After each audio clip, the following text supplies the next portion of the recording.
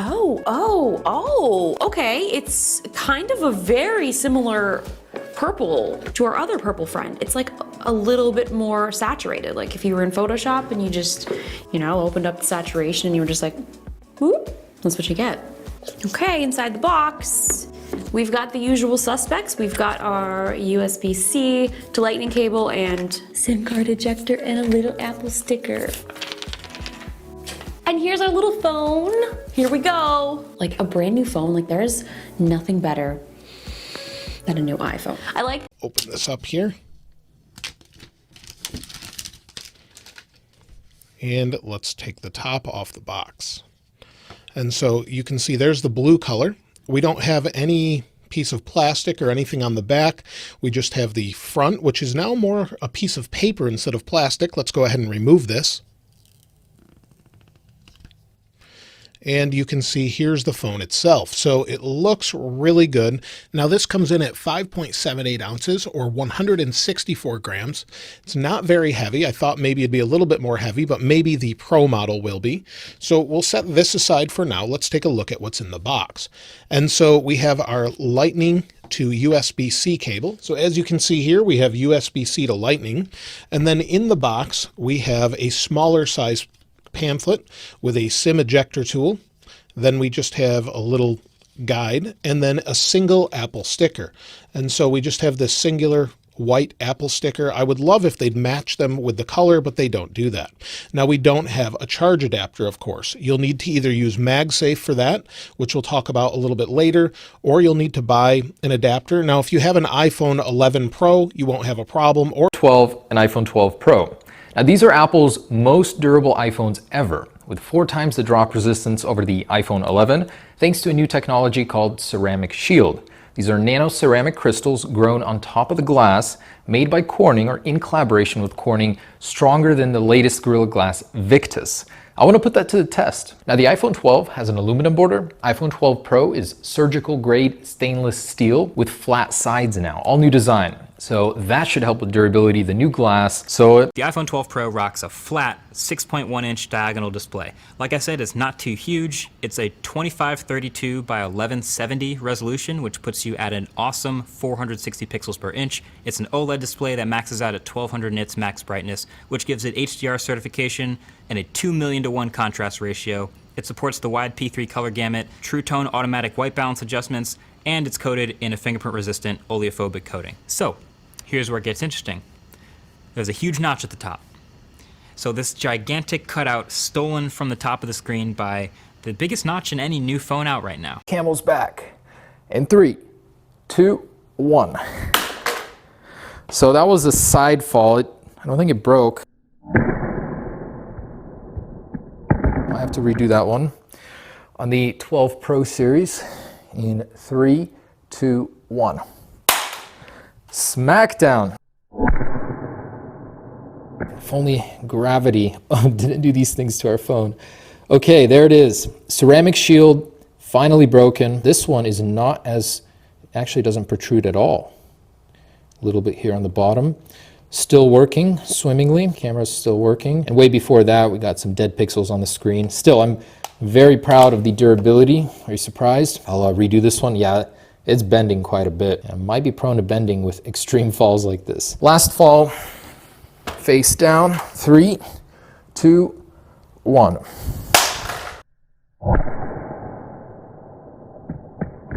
I don't think that one broke.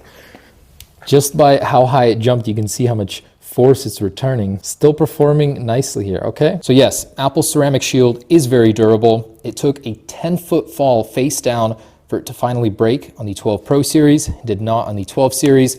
The back, not as durable. It's using last year's glass. The frames are prone to bending with extreme and repeated drops. So you still would want to protect. And see what options we have. So you've got different things for scene detection, of course, smart HDR, we'll turn on grid, and then of course, like I said, recording video, you can go up to 4K 60, HDR video here is an option, so record up to 30 frames per second in 10-bit high dynamic range, including Dolby Vision. So we'll test that at the end of the video. I'll record with this camera in HDR and see what it's like. Now let's go ahead and take a look at the camera. And you can see there's the rear camera photo mode. We'll go into the other options so we can adjust exposure and things like that, just like some of the newer iOS 14 features. But let's go back and we'll go back to video. So let's just record a quick video. So I'll hit record. And you can see here's the quality out of the video camera. This is the rear camera. You can see there's the iPhone 12 Pro back there. And in general, it looks pretty good on this display. Nice and vibrant, nice and bright. And then let's go back to photo. We'll take a photo here. You'll see it darkens considerably. And if we zoom in, it's pretty sharp. The quality looks pretty good. So it'll be pretty interesting to try this out a little bit more extensively. And then also let's spin around the forward-facing camera. And of course, this is the forward-facing camera. So we'll hit record here. We're in 4K 30, and now we're recording with the forward-facing camera of the iPhone 12. And so I wouldn't really expect too much of a difference other than with the neural engine helping out a little bit. But let me know what video you like best in the comments below. Now also, got more zoom, 2.5 times optical zoom, instead of the 2 times you get on every other Pro iPhone. Although the difference that this makes, I've got to say, is subtle. It basically means that you can get to about 12 times zoom with the same quality as you used to be able to get to 10 times with. We've also got sensor shift stabilization, otherwise known as in-body stabilization.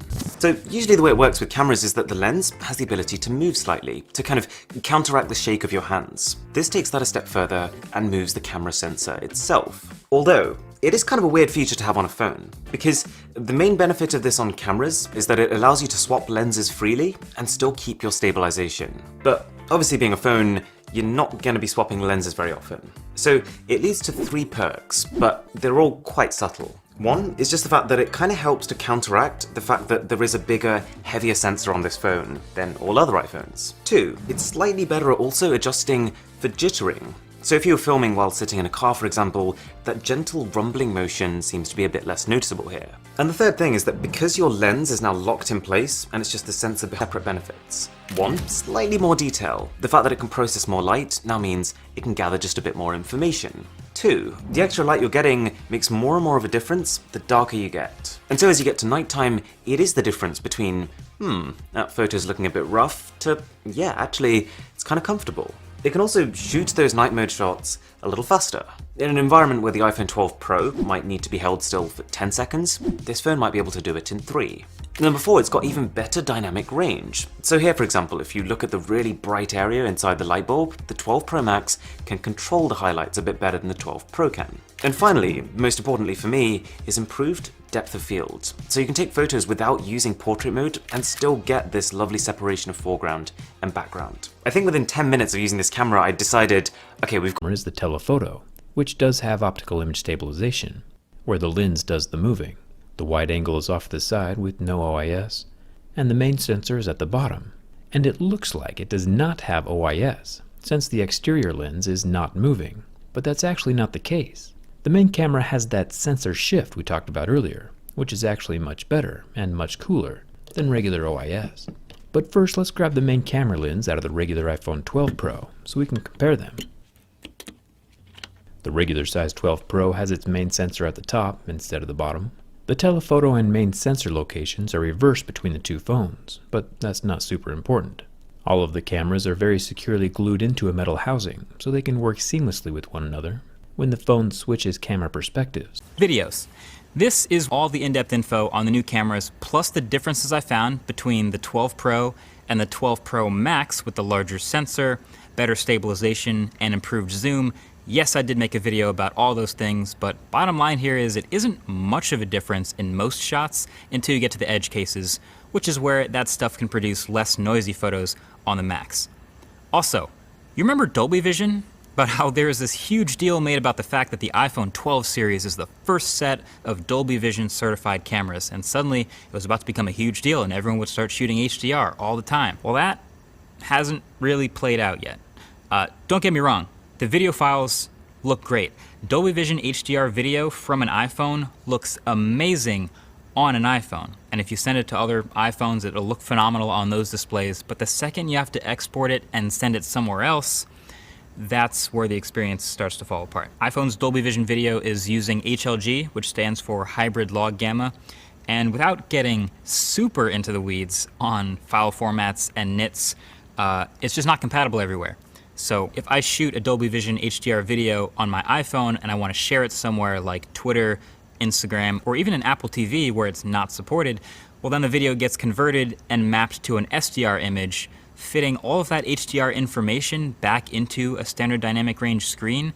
And to me, that SDR image doesn't look great. So Dolby Vision HDR video looks super good when it works. And I've seen some awesome examples even on YouTube of iPhone 12 Pro HDR videos. And if you have the right monitor or the right phone, then these videos look awesome. But I'm still waiting for the best, most reliable HDR pipeline for getting a video shot here.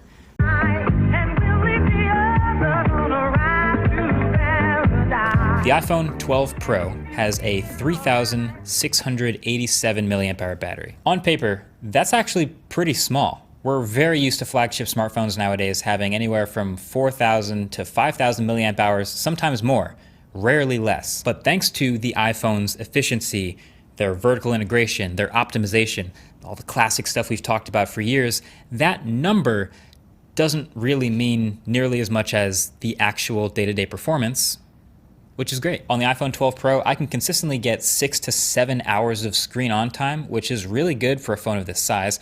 On heavier days though, with a lot more navigation or just more taxing use, maybe I'm pulling a lot of data or playing games or using the camera a lot, then it'll drop faster. The A14 Bionic chip inside is very powerful, so it can move through battery quickly enough to kill it in a day with less than 5 hours of screen on time. But for me anyway, that's a pretty uncommon day. So the only thing you really start to think about more and more after the phone comes out is longer term battery health.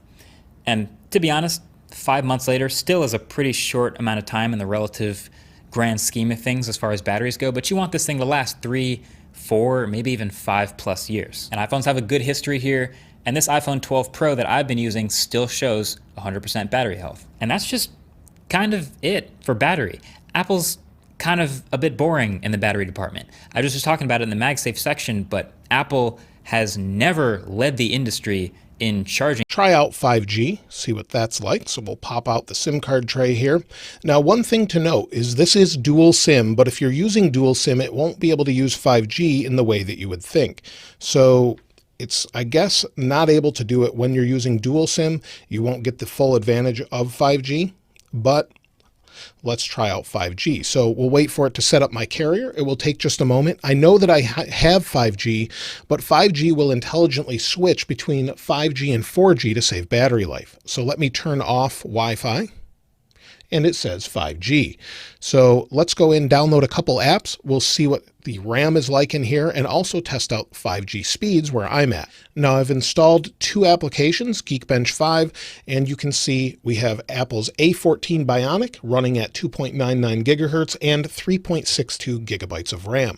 So you can expect 4 gigabytes of RAM in this phone. And then also let's do a quick speed test to see what we've got. So we're on T-Mobile 5G. I've only got a couple bars here, but I do have 5G, and that's pretty fast for 2 bars where I'm at. Normally I get at least half that or less than half of that on 4G. So 124 megabits per second down. Of course, this is not millimeter wave. If I had that, it could be a gigabit per second down or more. Upload is, right now, it's hitting about 14 megabits per second up, which is actually pretty good for T-Mobile service here. So it just depends where you're at, but 132 down by 13.5 up. I'd say that's pretty good for 5G for just 2 bars of service. And that would improve based on your location, whether or not you're using millimeter wave with that new antenna. And that's only available in the United States on Verizon. So I don't have millimeter wave, I don't think, as far as T-Mobile, but I'll have to check that later on. Now, battery life is supposedly about the same as the iPhone 11 unless you're using 5G. Some early reports are saying 1 to 2 hours less battery life using 5G. So if you go into your settings, let's see if we can turn off 5G if you wanted to do that. So we'll go into cellular. Now under cellular data options, you can have voice and data on 5G auto or data mode allow more data on 5G. So you can leave it on the standard mode, low data mode, or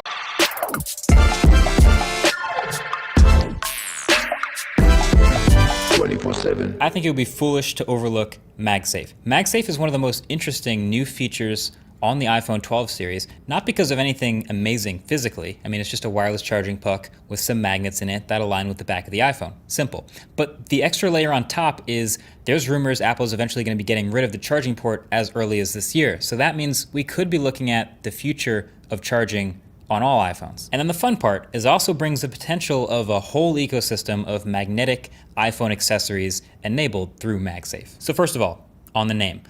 I get why they called it MagSafe, it's beloved branding, but it doesn't quite serve the same utility as the original MagSafe. So if you rely on this MagSafe puck to charge your phone and you accidentally bump the wire, the phone is absolutely coming with it. It's hardly any more safe than a normal wire. But that being said, it works.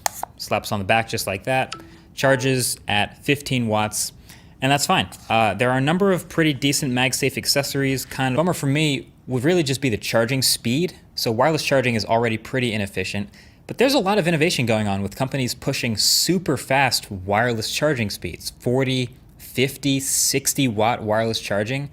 Apple, not doing that at all. MagSafe is 15 watts, period. Actually, it's 12 watts on the iPhone 12 mini.